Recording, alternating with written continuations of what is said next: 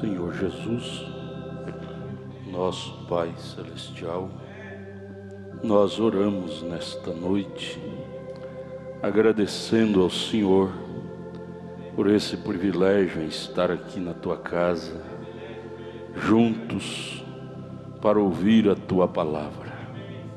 Abençoa-nos, Pai, ajude-nos a tomar a Tua Palavra como nosso absoluto em nossas vidas, que haja em nós mais sentimento de Deus, de amor para com Sua Palavra, de amor para com a verdade. Ajude-nos a crescer em Deus, sairmos do mundo e entrarmos em Cristo. Com o perdão de nossos pecados te pedimos, em nome de Jesus. Amém. Senhor Jesus, nos abençoe, irmãos, nesta noite. Bom estar aqui, ver vocês, esforço de cada um.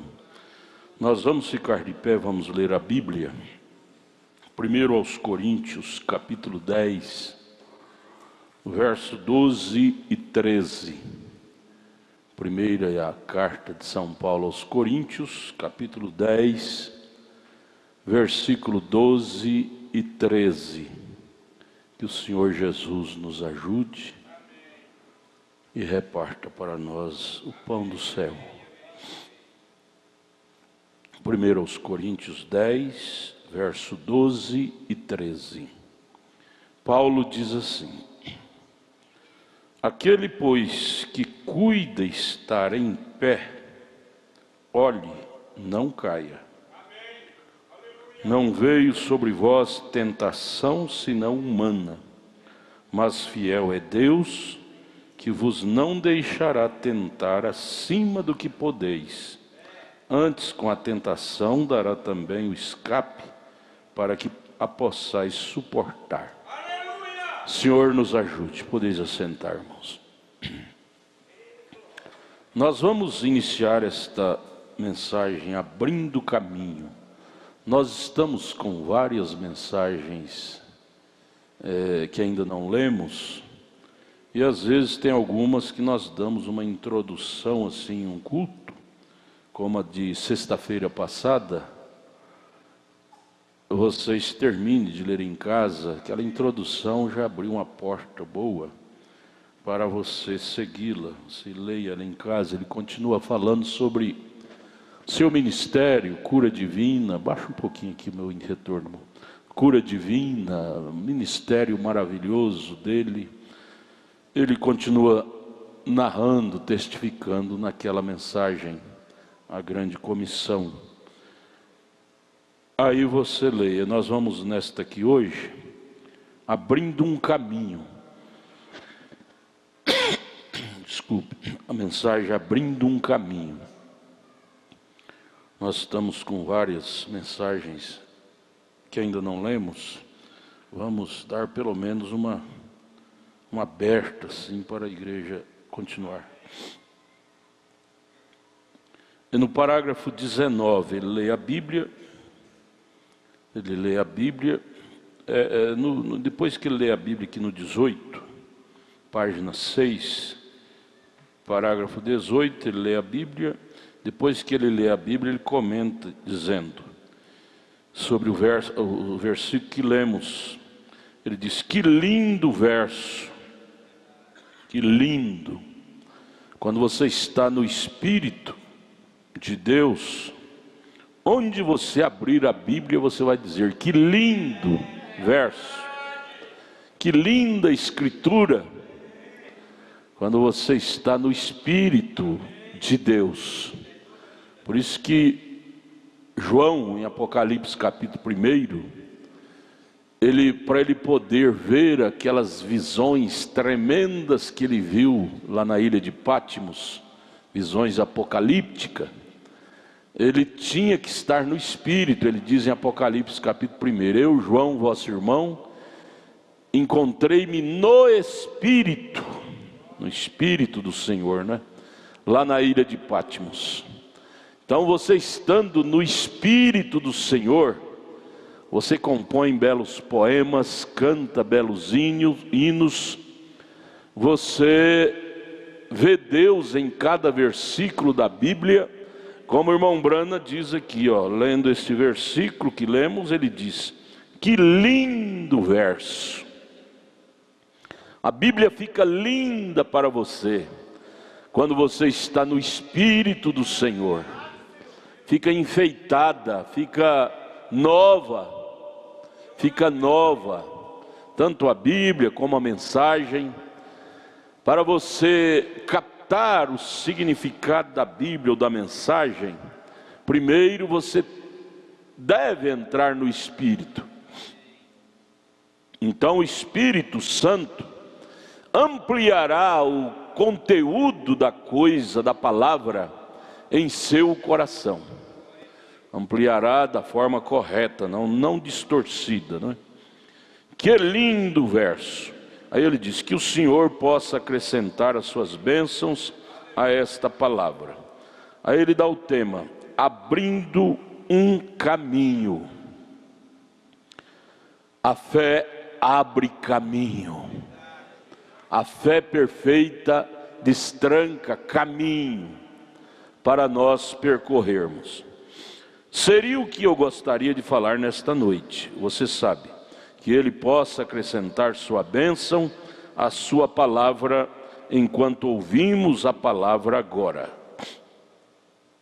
Aí no parágrafo 19 ele diz: é a minha opinião que se a palavra, como as raízes da grama, que é uma coisa que se apodera, muitas vezes nos meus cultos de cura, eu tento mesmo, após os mestres já terem passado através de tudo isto, eu tento voltar e tomar a palavra e estabelecer um alicerce.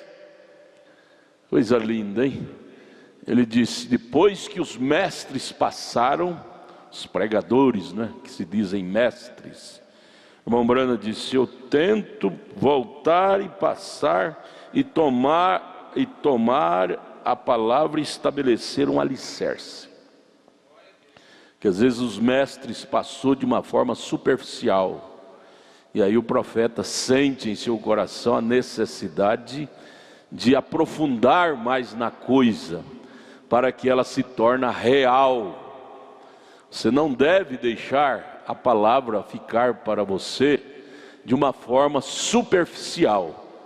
Você deve fazê-la tornar real, e para isso é preciso entrar no espírito da palavra, para você ter o companheirismo verdadeiro com ela. Se você não entrar no espírito da palavra, ela fica de uma forma até enfadonha para você. Até enfadonha, igual Noé. Pregou 120 anos, quase que a mesma coisa. Vai chover, vai chover. Para a mente carnal, aquela pregação de Noé era uma coisa enfadonha. Mas para a alma de Noé, aquilo sempre era novo. Porque aquilo estava confirmando o que Deus lhe havia dito que iria suceder. A palavra de Deus para mim, para você, para uma alma revelada, ela sempre é nova. O irmão Brana disse na mensagem Revelação de Jesus Cristo, ele disse: a revelação nunca pode ser super enfatizada para um crente. Super enfatizada, ou seja, cansativa, enfadonha. Ela deve ser sempre nova. Sempre nova. Lamentações, Jeremias disse: a palavra do Senhor é sempre nova cada manhã para a minha alma. Então o profeta, ele tinha esse dom de cura divina, tudo, mas ele tinha como carro-chefe a palavra. Fazer da palavra um alicerce para as pessoas edificar sua fé. Nossa fé não pode ser edificada sobre coisas vagas. Ela deve ser edificada sobre alicerce que realmente existe. Não sobre uma filosofia que o A, o B, o C criou lá nas suas teses de teologia. Mas sobre o assim diz o Senhor, na palavra do Senhor. Esse é o alicerce. Prosseguindo, o profeta disse: há poucas noites atrás, eu recebi uma cartinha de crítica, que foi boa. Um homem me disse: irmão Branham, você é apenas um garoto ainda. O homem chamando ele de garoto. Certo, ele tinha 45 anos nessa época. Disse: eu pregava o evangelho antes de você nascer. O homem dizendo para ele. E disse: eu, todos os meus 46 anos, mais ainda, ele era um professor de alguma escola bíblica, este homem. E ele disse: mas um homem da sua espécie, que ensina as pessoas, e mesmo assim faz uma observação como você fez outra noite. O homem criticando dele, disse: eu penso que isto é ridículo. Disse: você disse que o diabo não tinha nenhum poder para curar. Ele disse: talvez. E se eu lhe disser que o diabo tem poder para curar? Disse: agora você me perguntaria, se você estivesse aqui presente, por que eu sei? Diz: eu irei te contar. O homem repreendendo o profeta, quando o profeta afirmou que o diabo não tem nenhum poder para curar. Ele veio para matar, roubar e destruir. E o homem disse: eu te mostro que o diabo tem poder para curar. Então contou a história, o episódio. Disse: na nossa cidade há uma mulher que vive ali, que tem um espírito ruim. Ela é uma feiticeira, né? E as pessoas vão até ela e à procura de cura. Disse: ela arranca o cabelo de sua cabeça, um cabelo, e ela tira sangue de suas veias e o envolve nesse cabelo, vai até um rio e joga aquilo sobre o seu ombro e joga aquilo para trás, né? Até o rio, e joga aquilo, vira as costas para o rio, joga aquele cabelo umedecido de sangue para trás dentro do rio e não olha para trás.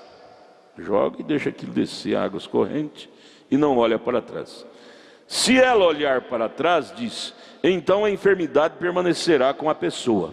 Mas se ela tem que jogar aquilo no rio como se fosse um esquecimento e ir embora, e diz 60% das pessoas, e nós continuamos contando, são curadas. Disse: agora, se o diabo não pode curar, o que é isto? O homem desafiando o irmão Branham sobre aquela feiticeira que fazia essas telepatias. Aí no 21 o irmão Branham disse: e eu respondi, eu disse: meu bondoso e amado irmão. Isso, quem estava falando isso era um pregador, um homem que dizia ser pregador do evangelho e até professor da Bíblia, né, na escola bíblica, sendo advogado do diabo. Pensou? Dizendo que o diabo cura. E no 21 o profeta disse: eu respondi, eu disse: meu bondoso e amado irmão, com todo o devido respeito. O irmão Branham respeitava as pessoas, respeitava o direito das pessoas pensar torto ou direito, do jeito que elas queriam. Ele respeitava, porém ele não concordava com pensamentos errados. Uma coisa é você respeitar pontos de vista do A, do B, do C, e outra coisa é você concordar com aquilo. Cristão nunca concorda com uma coisa errada. Você respeita. Todo mundo vivemos num mundo democrático, cada um tem o direito de pensar o que quiser. Porém, nosso coração não se adere a interpretações erradas. Vocês estão vendo a centralidade que o profeta tinha e nos ensinava através de seus exemplos? Nem tudo ele pregou, mas tudo ele viveu. E através de sua vivência, sua postura, era uma pregação que ele estava tendo, nos ensinando através de suas ações como centralizar a coisa, não é? Ele disse: com todo o devido respeito aos seus anos de ensinamento. Irmão Branham não desafiou ele, não. Ele desafiou o irmão Branham, porém o irmão Branham não desafiou ele, dizendo: eu sou profeta, eu sei mais do que o senhor. Não, ele respeitou. Deixa ele prosseguir com o seu nariz arrebitado do jeito que ele quer. Deixa eu respeitar ele. Com todos os seus anos de ensinamento, mas eu lhe direi agora que Jesus Cristo disse que o diabo não tem nenhum poder para curar. Quem disse isso não fui eu, foi Jesus Cristo. Jesus disse, se Jesus Cristo disse isto, está terminado para mim. Aleluia! Essa é a maneira de um cristão crer na Bíblia. O que a Bíblia disse, ponto final. Ele disse, Jesus disse, o profeta citando, ele, Jesus, disse: se Satanás expulsar Satanás, então seu reino está dividido contra si mesmo e não poderá subsistir. Então Satanás, uma doença é um diabo. E se Satanás cura, então é ele expulsando ele, seu reino estará dividido. Não é? É o que Jesus estava dizendo. E o profeta continua dizendo, emendando o que Jesus disse, ele diz: e Satanás, não pode expulsar Satanás. Então você me pergunta, como então essas pessoas foram curadas? Ora, não é a pessoa, a bruxaria, a bruxaria não teve nada a ver com isto, com a cura da pessoa. Assim como eu não teria nada a ver com isto. Ele está dizendo, não sou eu, William Branham, que cura as pessoas. Assim não é aquela feiticeira com a sua bruxaria que cura as pessoas. Ou qualquer outro homem. Ele diz, são as pessoas que estão se aproximando, pensando que elas estão vindo da maneira provida por Deus para a sua cura. Se aproxima com tanta fé, mesmo naquela coisa errada, antibíblica, mas elas não têm o ensinamento correto. Então elas aproximam com tanta fé, e Deus não desperdiça fé, e ali elas são curadas. É a fé individual delas em Deus que opera a cura. Deixa eu repetir. É a fé individual delas, das pessoas, em Deus, que opera a cura. Aí você diz, como é lá aquele pregador denominacional que crê em doutrina errada e ora para as pessoas, pessoa curada? Porque as pessoas aproximam daquilo com uma preparação espiritual dentro delas para a cura divina, de uma forma certa que elas vão ser curadas. Pode ser qualquer um que pôr a mão na cabeça delas ali na frente, elas serão curadas. O estado de quem ora, da vida de quem ora, não tem nada a ver. O que tem a ver é o estado de fé da pessoa que se aproxima para ser curada, determinada. Por aí você já joga fora tantas dúvidas, tantas interrogações, não é? Por que na igreja denominacional A, B, C, pessoa é curada aos montes? Porque eles fazem propaganda e as pessoas, a maioria vem ali crendo, certa que aquilo vai acontecer, com a fé pura naquilo, aquilo acontece. Deixa eu repetir. É a fé individual delas, das pessoas em Deus, que opera a cura. Vem, esta é a aproximação que elas consideram. Não é o feiticeiro, pois não seria mais do que um homem. Se então, portanto, o evangelho pode apenas manobrar, ou ele pode apenas alcançar enquanto a palavra de Deus é ensinada, e os homens baseiam suas esperanças na palavra eterna de Deus. A fé vem pelo ouvir e ouvir a palavra. Veja, aquilo é o meio de contato que as pessoas têm na pessoa, do pastor, do evangelista, daquele que está na frente, do feiticeiro, do médium, do espírita. É o meio de contato que a pessoa tem. Mas quando Jesus, o profeta, nos ensina do episódio de Jesus com o centurião, que era um gentil, ele disse, os judeus buscam sinais, os gregos buscam sabedoria, mas os gentios, baseado naquele centurião, eles têm tanta fé que diz como aquele centurião diz para Jesus, basta uma palavra e meu servo será curado lá em casa. Quer dizer, o gentio não era para estar tendo coisas de contato para eles basear sua fé. deveria estar acompanhando a fé daquele centurião, crendo na palavra. Como estamos aqui nesse culto, nesta noite, pregando a palavra, e você veio crendo na sua cura, você sai daqui curado, curada deste mal que o diabo lhe acometeu. Parágrafo 22, ele conta: o doutor Adair, aqui da cidade, meu amigo, amado amigo, me disse um dia, ele disse: Billy, você não acha que se o povo tivesse fé para tocar numa árvore ali fora, eles obteriam os mesmos resultados? Eu disse: como poderia você ter fé naquilo? Se você pudesse ter a quantidade igual de fé, crendo que aquilo foi a maneira provida por Deus, para você tocar uma árvore, e que aquilo faria isto, então eles poderiam fazê-lo. Mas quem tem fé na árvore, porque é uma coisa inanimada, porém há muitos que creem num pedaço de pau. Os romanos põem um pedaço de pau lá, disse que são as relíquias da cruz que Jesus foi pregado. Se você tocar nisso, você será curado. É uma maneira de induzir a fé das pessoas a tocar em algo. E elas tocam naquilo, e a fé delas crê que aquilo é Deus, e elas, ao tocar aquilo, é eliminado. É um meio delas terem contato. Eu tenho fé no que Deus disse, diz o profeta. Isto é uma exploração de fé das pessoas.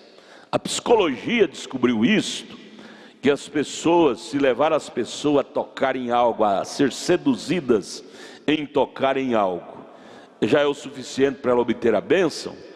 Então a psicologia, através da religião, juntamente com a religião, por isso quase todos os teólogos são psicólogos, porque através da psicologia eles descobrem esse elo que a pessoa tem entre tocar Deus e algo, objeto. E aí elas exploram a sinceridade das pessoas a tocar em algo. Uns colocam um copo de água, dizendo: se tomar essa água benta aqui, orada, o católico diz benzida, você será curado. Aquilo é algo que elas tocam, tomam, e aquilo leva elas a crer que naquilo tem a sua cura. Porém o profeta disse, baseado na experiência do centurião que era gentil, ele disse: eu tenho fé no que Deus disse, e eu apenas tomo aquilo. Tomo aquilo. Jesus nunca ensinou a nós tocar em algo. Ele ensinou a crer na palavra. Então a fé não é edificada em areias movediças de Deus, de concepções emocionais. Deixa eu repetir isso. Então a fé não é edificada em areias movediças de concepções emocionais. Não é questão de concepção emocional e intelectual, é questão de crer na palavra e pronto. Porém a fé é edificada em um padrão, a fé cristã. Ele está ensinando sobre a fé cristã, não uma fé pagã.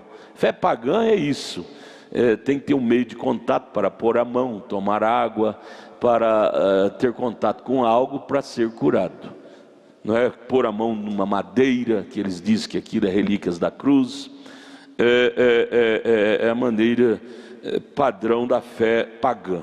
Porém a fé, ele está falando sobre a fé cristã agora, é edificada em um padrão. Coisa boa, irmãos. Aí você volta lá no primeiro parágrafo, que ele disse que passava os mestres pregando, porém quando ele chegava ele tentava estabelecer a palavra como um alicerce. Alicerce é o padrão. Padrão, não há dois padrões de Deus na terra. Deus só tem um padrão, e esse padrão é a sua palavra. Não é um dogma, um credo, o que o teólogo A inventou, o que o intérprete tal inventou. Isso é coisa distorcida. Nós não precisamos de correr atrás de coisas distorcidas, sendo que nós temos um padrão concreto, expressado pela boca de Deus, que é a sua palavra. Jesus amado, que coisa maravilhosa. Glória a Deus. A fé, porém a fé é edificada em um padrão. Qual é o padrão? A palavra eterna de Deus, a rocha das eras. É ali onde a fé toma seu descanso solene e nunca se move, quando ela é edificada bem ali. Glória a Deus. Vamos dizer glória a Deus. Aleluia. Ela não se move. Vêm os ventos de doutrinas, tantas tonterias, porém a fé perfeita não se move, permanece firme, baseada no seu padrão, que é a palavra viva de Deus. Oh, glória a Deus. Esse é o avivamento da noiva, amados. Avivamento da igreja, sabe o que é? Segurança na palavra. Esse é o avivamento da noiva. Segurança na palavra de Deus. Você diz, mas eu não me arrepio mais, não tenho emoção, não falo em línguas estranhas. Não, isso já passou, isso já era pentecostal. Emoções, sensações. Agora o avivamento da noiva é segurança na palavra, na revelação da palavra. Página 8, parágrafo 23.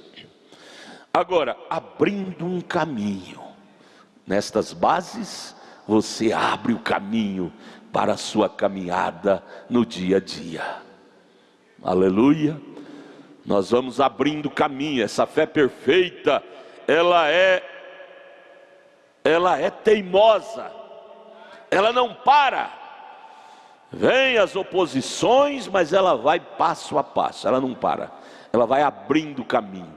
Você tem que ter vida em si mesmo. E se chama-se vida em si mesmo. Vida de Cristo em você. Vem o zum, zum, zum de doutrina, de ensinamento, de pensamento do A, do B, do C. Eu acho, eu penso, eu imagino. Você não dá ouvido para nada disso.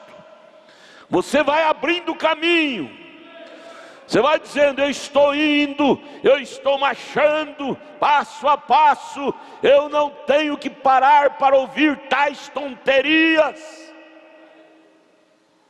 A fé perfeita não para dar ouvido a tonterias, como esse camarada desafiando o irmão Brana, dizendo que o diabo cura, que a feiticeira lá curou a pessoa. O irmão Brana disse, isso é tonteria. Isso é coisa que não está na Bíblia. Diabo nunca expulsa diabo. Jesus disse, se assim fizesse, seu reino estaria dividido. Quem cura é a fé da pessoa em Deus. Elas creem em Deus. No entanto, colocam um ídolo diante dela e diz que aquele ídolo é Deus. Elas não têm outro ensinamento. Elas tomam aquilo como Deus. Santa Maria, Santo Agostinho, um pau que põe lá, que é a relíquia da cruz, eles dizem, entre aspas, né? Mas o cristão não precisa crer nessas tonterias. O cristão tem a revelação onde ele deve pôr sua fé e descansá-la. É na imutável palavra de Deus e ponto final. Glória a Deus, aleluia. Abrindo caminho, página 8, parágrafo 23. Eu não creio que Deus alguma vez usou o seu ofício de um modo acidental. Deus nunca fez nada para fazer espetáculo público. A sua morte na cruz não foi para fazer espetáculo público e nem foi uma coisa acidental. Aquilo estava na programação de Deus para que assim fosse sua morte na cruz. Porque se não fosse através do sangue dele derramado, sangue inocente, nenhum ser humano se salvaria. Então aquilo estava programado por Deus que deveria acontecer. Um justo, que era ele, morrer pelos injustos, que éramos nós. Então aquilo não foi uma coisa acidental. Eu não usaria o meu, você não usaria o seu. Jesus não morreu no Calvário apenas para dizer: bem, talvez agora as pessoas sintam pena de mim, sendo que eu vim à terra e tomei a forma de carne, e eles realmente se salvarão. Talvez se eles virem quão miseravelmente eu morri, terão pena de mim. Vai seguir meu evangelho com pena de mim, com dó de mim. Eu morri na cruz, que dor! Tem pena de mim, siga meu evangelho. Não, ele não fez isto. Ele morreu, Jesus, morreu com pena de nós. É ele que teve pena, dó. São João 3,16, Deus amou o mundo de tal maneira que deu seu Filho unigênito, para que todo aquele que nele crê não pereça, mas tenha a vida eterna. Aquilo foi resultado do amor, de pena, se pudéssemos dizer assim, de dó, porque estávamos destituídos de Deus. Romanos 11, éramos zambujeiros maus, e ele, para enxertar nós nesta oliveira verdadeira, que é Cristo, que é ele mesmo, então ele teve que derramar seu sangue para nos dar qualidade, para nós ser enxertado nele, que é a oliveira verdadeira. Então não é nós que vamos ter dó de Jesus, é tadinho dele, morreu.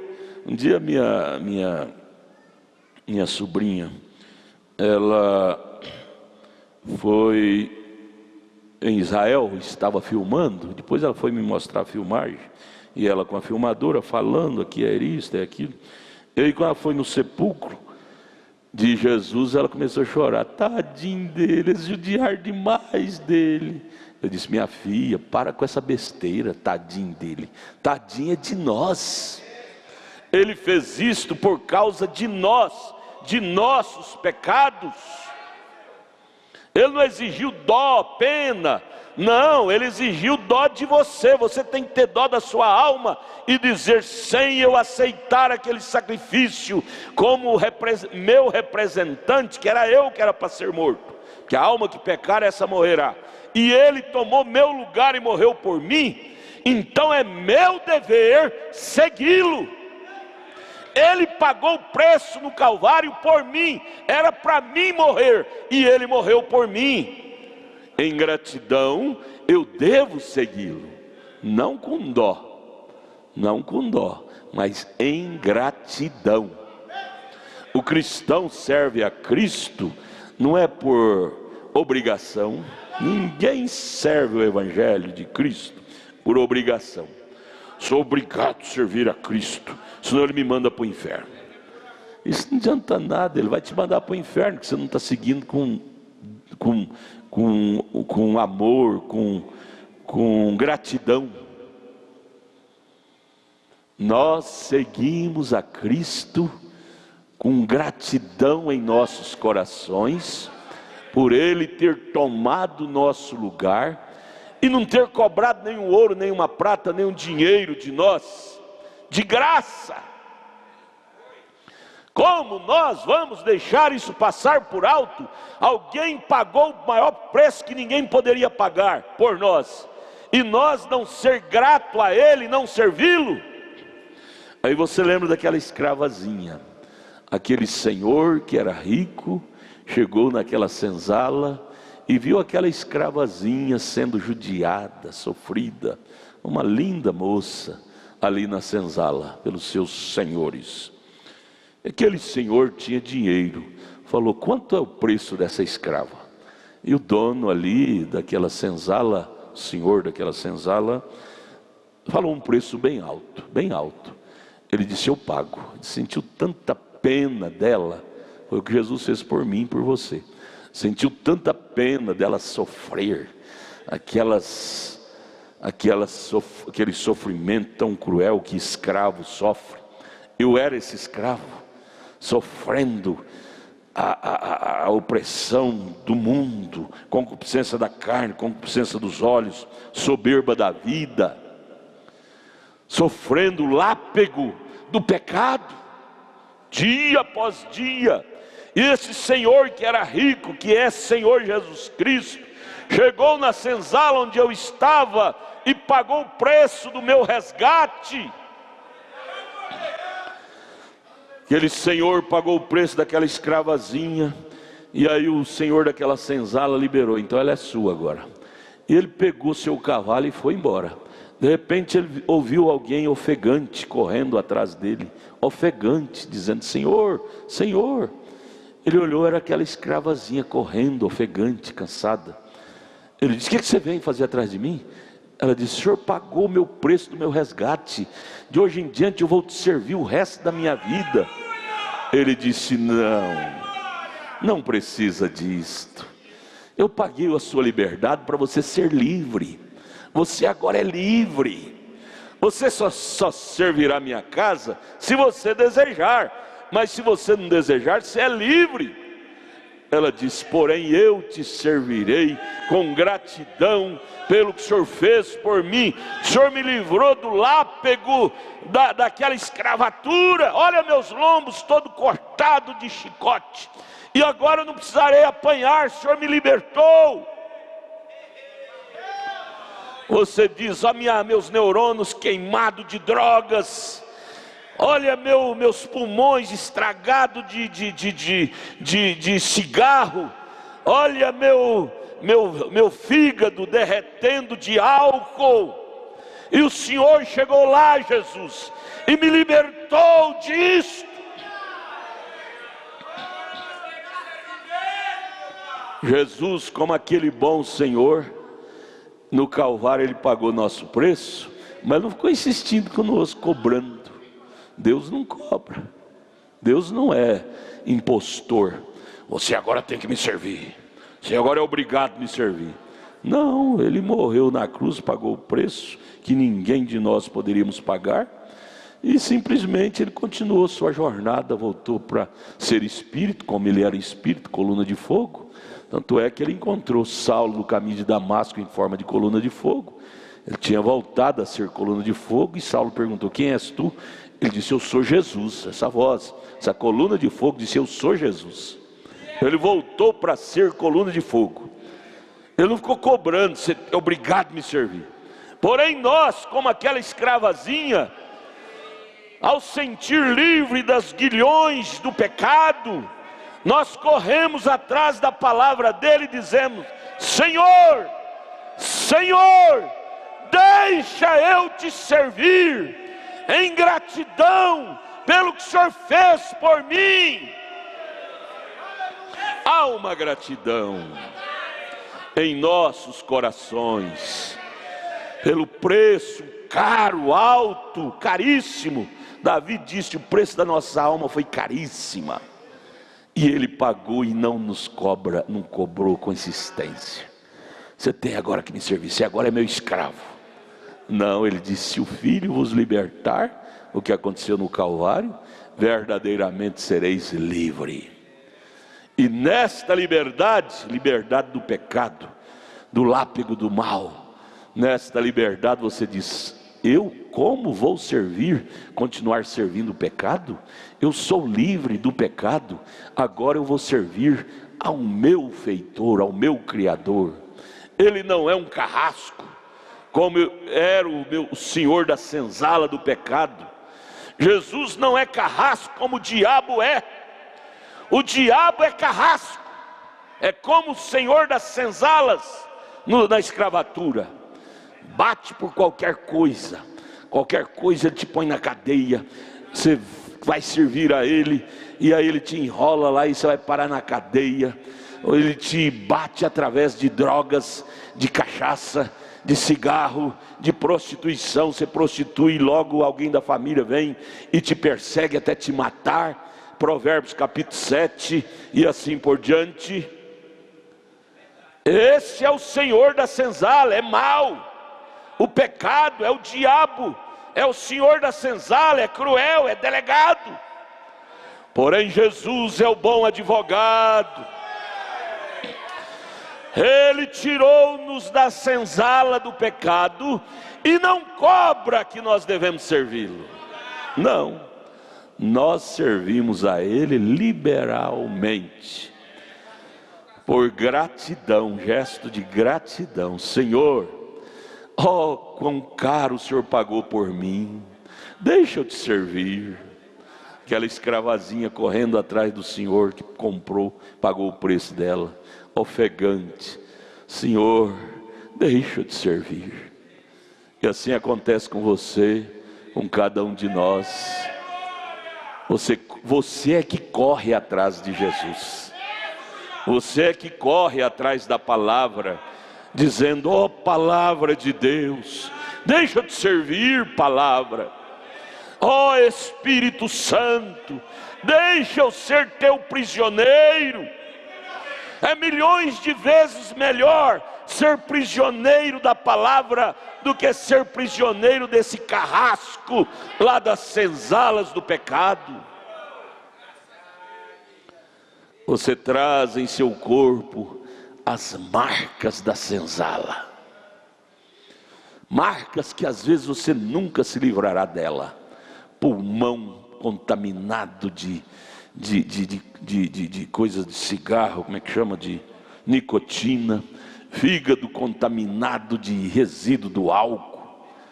E a mente contaminada, porque a primeira coisa que as drogas fazem é derrete os neurônios. Principalmente o crack. Derrete os neurônios e a pessoa fica alucinada, fica louca. Louca, varrida. Por isso que matam de sangue frio. Derrete os neurônios. Isso são marcas da senzala.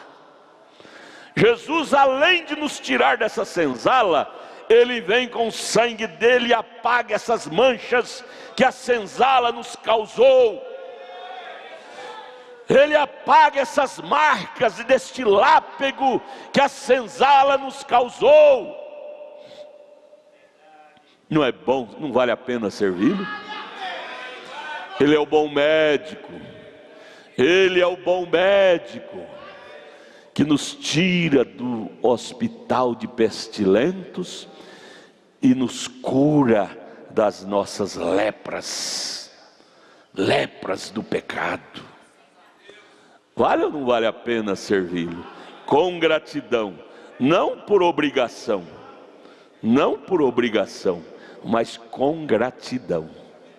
Portanto, nós estamos amarrados em Cristo, não por correntes de aço. Estamos amarrados em Cristo pelas correntes da gratidão. Correntes da gratidão nos amarra em Deus, dia após dia. E aí você diz: Senhor, me deixa te servir. Servir ao Senhor é milhões de vezes melhor do que servir o Senhor da senzala, que é o diabo, o pecado. Porque ou a gente é servo de Deus ou é servo do diabo. Senhor, ser servo do Senhor é muito melhor. O Senhor não faz mal para ninguém. Seu jugo é suave, seu fardo é leve. É muito mais leve do que o jugo do pecado, do que o fardo do pecado. O fardo do pecado dói, causa cicatrizes, envergonha. O pecado dói. Eles têm um hino que diz: o pecado não dói, o pecado não dói. Não dói? Não dói a carne, mas dói a alma, dói a consciência, dói a fé, dói o espírito. Você não tem paz de espírito enquanto você estiver no pecado. Você fica com a consciência pesada, dói, uma dor lá dentro, aguda. Porém o evangelho não dói não. O evangelho dá prazer, dá paz, dá alegria, dá libertação. Você canta. Enquanto você está no pecado, você não canta. Quando canta é música mais pecaminosa ainda, música pornográfica, que é mais suja do que as paredes do inferno. Mas quando você está em Cristo, você canta hinos de louvor, de gratidão, de ter uma alma limpa. Além dele ter pagado o preço do nosso resgate, além dele ter pagado caríssimo, ele investiu alto em nós, irmãos. Jesus Cristo investiu alto em mim. Você pode dizer isto? Jesus Cristo investiu alto em mim. Vocês aí na internet digam: Jesus Cristo investiu alto em mim. Veja, além dele ter investido alto em nós, nos resgatar lá na cruz, ele nos pega e limpa toda a sujeira que nós trouxemos lá da senzala. Nódoa, sujeira de desejo de pecar. Desejo, concupiscência da carne, concupiscência é desejo, concupiscência da carne, concupiscência dos olhos, soberba da vida, eram nódoas. Ele vem e nos limpa dessas nódoas. Veja, além dele pagar o preço, ele ainda pega o sabonete, que é o sangue dele, e nos lava, e tira essas nódoas que nós trouxemos da senzala do pecado, ao ponto dele não sentir nem cheiro da senzala mais em nós. Aí Paulo escreve: vós tendes o bom cheiro de Cristo. Vós não tendes mais o cheiro da senzala, de droga, de cachaça, de cigarro, de prostituição. Vocês não têm mais esse cheiro. O Senhor, bom Senhor, nos resgatou e nos lavou e tirou de nós o mau cheiro, cheiro do pecado. Você não tem que andar mais fedendo o pecado, viu? Você não tem mais que andar fedendo senzala do pecado. Você agora pode andar cheirando o céu, cheirando o céu, cheiro da palavra. Você agora tem um perfume do lírio dos vales, da rosa de Saron, o perfume da palavra, o perfume do evangelho. Perfume com isto. Jogue o spray do evangelho em você, e você vai ficar cheiroso, cheirosa, cheirando Deus, cheirando o céu. Da sua boca só sairá palavras de bom cheiro. Sua boca não sairá palavras pornográficas, isso é mau cheiro, fedido. Não sairá palavras de cachaça, de álcool, de cigarro, de prostituição. Sua boca não sairá essa sujeira mais. Que agora, se você exala bom cheiro, exala como? Através do seu falar. Palavras cheirosas para a alma, agradável para a alma. Você exala palavras que promovem o bom cheiro. Paulo disse: vós tendes o bom cheiro, o cheiro de Deus. Perfuma, Jesus, nossas vidas, perfume as nossas almas com o perfume do evangelho, com o perfume do Espírito Santo. Aleluia! Você vai voltar cheiroso para casa hoje, viu? Você vai voltar cheirosa para casa hoje. Você vem fedido, fedida do mundo. O sangue de Jesus te lava e te deixa limpo, cheiroso. Amém, Jesus? Amém quer dizer assim seja. Você pode dizer amém para isto? Você está dizendo assim seja, que assim seja em minha vida. Não fede mais doenças. Doença é fedido. Doença é fedido. O sangue de Jesus te lava até de doença. Essa catinga de doença sai. Além dele te salvar, ele lava até as doenças que estavam em seu corpo, lá na senzala do pecado. Oh, irmãos, isso é lindo. Esse é o sabor de quem serve o Evangelho. Esse é o sabor de quem serve a Jesus. Ele te limpa de dentro para fora. Onde eu estou, irmão? Agora é o 24. É isso mesmo? Ele acabou de dizer sobre Jesus que morreu na cruz, não foi para nós ter dó dele, né? Ele morreu ali, foi com dó de nós. A dó, é um linguajar comum, não é? Para nós, dó, né? De nós. Não é nós que devemos ter dó, tadinho dele, não. É tadinho de mim. 24.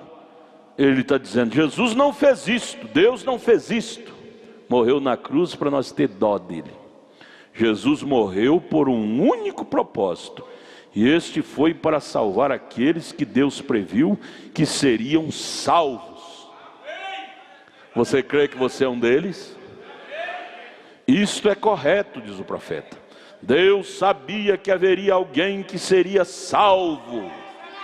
Aí você diz, esse alguém era eu. Esse alguém era eu. A predestinação, pré é antes, destino é depois. Então Deus previu o destino de cada um de nós. Qual seria nosso destino? Céu, vida eterna. Ele nos previu, por isso Ele nos destinou, predestinou. Oh, amado, isso é lindo demais. Fica tão lindo você se encontrar nisto. Sua alma dizer, eu estou nisto. Sua alma dizer, eu creio nisto. E se enfeita a mensagem, enfeita a Bíblia, você sendo recíproco. A palavra diz algo e você sendo recíproco, você diz amém, é assim mesmo, é isso que acontece comigo. Deus sabia que haveria alguém que seria salvo, e teria que haver uma preparação, ou uma forma para eles serem salvos. Essa forma foi o Calvário. Se não houvesse, a salvação não era possível. Então, Deus prevendo que as pessoas seriam salvas, sabendo quem eram elas, Ele sabia quem eram elas. Aí vem Apocalipse 5, João viu numerosos dos remidos, todos louvavam ao Senhor, uns oravam, outros cantavam, todos louvavam ao Senhor. Ali eu estava, ali tu estava, estávamos louvando ao Senhor. Você estava naquela multidão de Apocalipse 5, que João viu adorando ao Senhor. Deus viu cada um deles antes da fundação do mundo, e você estava nisto. Louvado seja o nome de Jesus.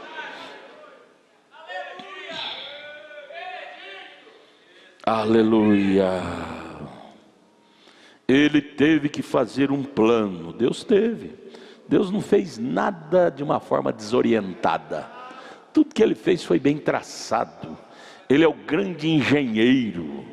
Ele não constrói uma casa sem planta, sem a coisa ser traçada, desenhada. Antes dele vir ao mundo em carne, Ele desenhou passo a passo como seria o decorrer do plano da salvação. Ele teve que fazer um plano. Veja, amados, e dentro desse plano da salvação, Ele incluiu a mim, a você, como um beneficiário deste plano. Você entende isto? Deus colocou a mim e a você como um beneficiário deste plano da salvação. Isso não te alegra? Agora você me diz, irmão Brana, então Deus sabe exatamente quem será salvo? O profeta diz, correto. Agora eu quero ver. Se Deus diz que você, irmão Camimura, é salvo, quem é o diabo para te segurar fora de Deus? Deus te elegeu antes da fundação do mundo, e aí o diabo fica te segurando, ele é meu. Deus chega e diz: mas eu paguei o preço por ele. O diabo é um pobretão, ele não pôde pagar nada por nós, mas Deus é um milionário, ele pagou a fortuna toda por nós. Hey, aleluia! Como podemos aceitar ser um perdido quando ele pagou o preço do nosso resgate? Eu creio nisto. Você crê? Então diga: eu creio nisto. Oh, louvado seja Deus. Isso faz você sair das grades. Isso faz você sair desse lugar escuro, desta senzala escura. Correto? Ele sabe bem, porque ele diz: ele não deseja que ninguém pereça. Por quê? O irmão Brana formula a pergunta. Se ele sabe quem seria salvo, se ele pode salvar, e aí porque ele deseja salvar, então por que ele não tem poder para salvar todo mundo? Você tem que ler a Bíblia entendendo o que está escrito na Bíblia. João 3,16 está dizendo bem assim: Deus amou o mundo de tal maneira, quer dizer, fez da parte dele, né? E deu seu Filho unigênito, para que, deu na cruz, né? Morreu, sangrou, para que todos aqueles que nele crêem. Então, para ser beneficiário da salvação, é necessário crer. Todos não é o mundo englobado. Todos fala de porção, porque ele sabia que nem todos creriam.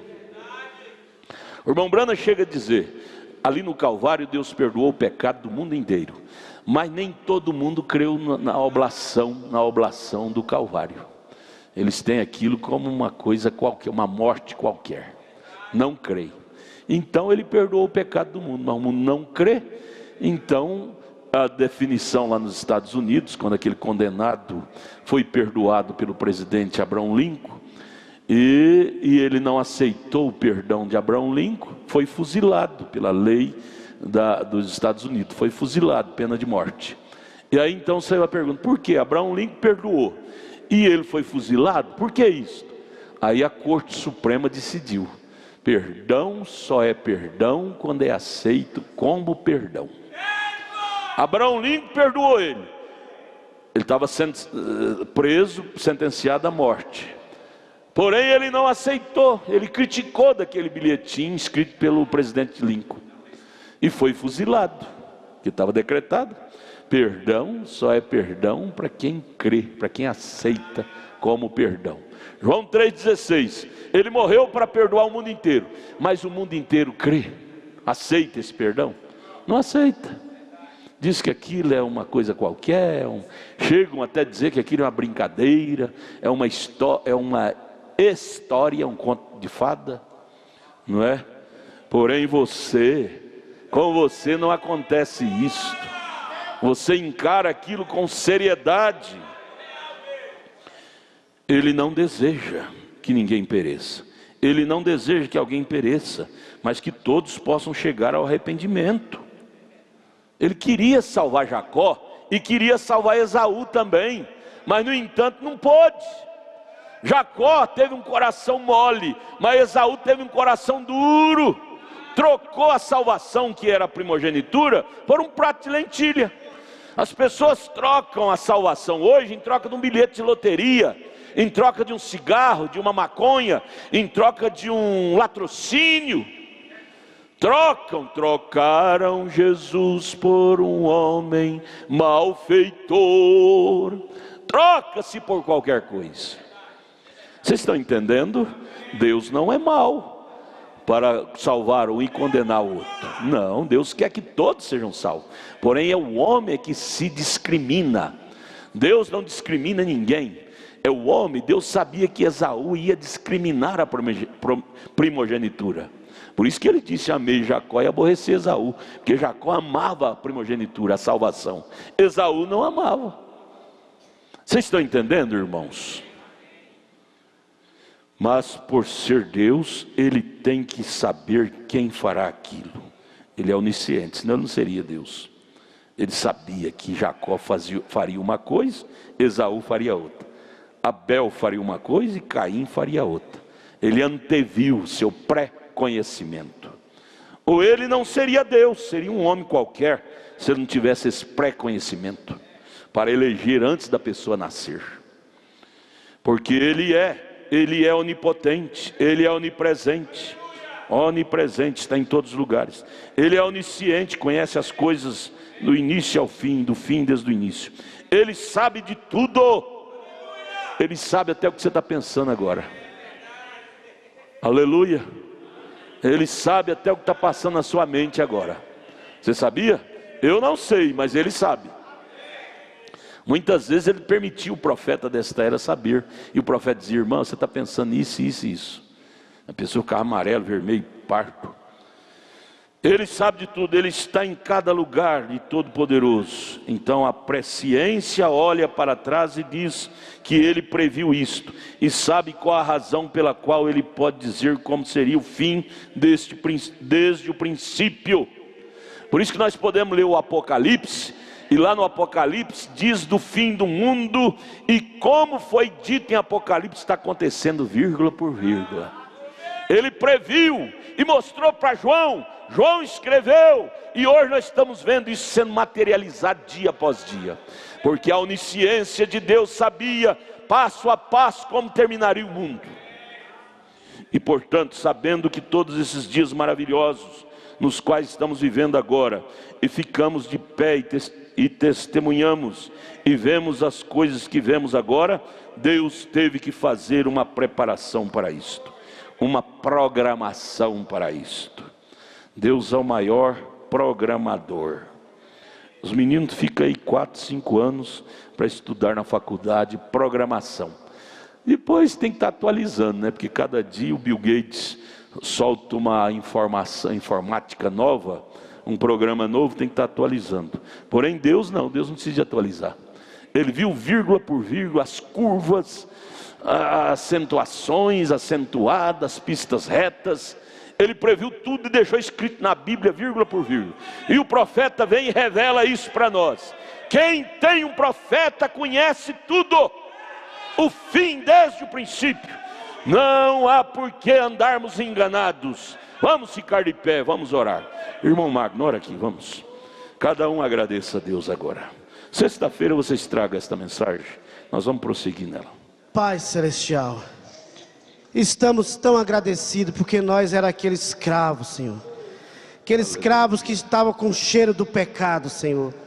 Mas um dia houve alguém que pagou um preço, Senhor. E o Senhor fez isso ali na cruz do Calvário. E hoje estamos aqui, cada reunião, Senhor, recebendo o spray do Evangelho. E esse spray do Evangelho tem mudado o nosso cheiro, tem nos transformado, Senhor. Ó Deus, e nós estamos aqui, cada reunião com o coração cheio de gratidão, porque nós sabemos as marcas que recebemos lá atrás.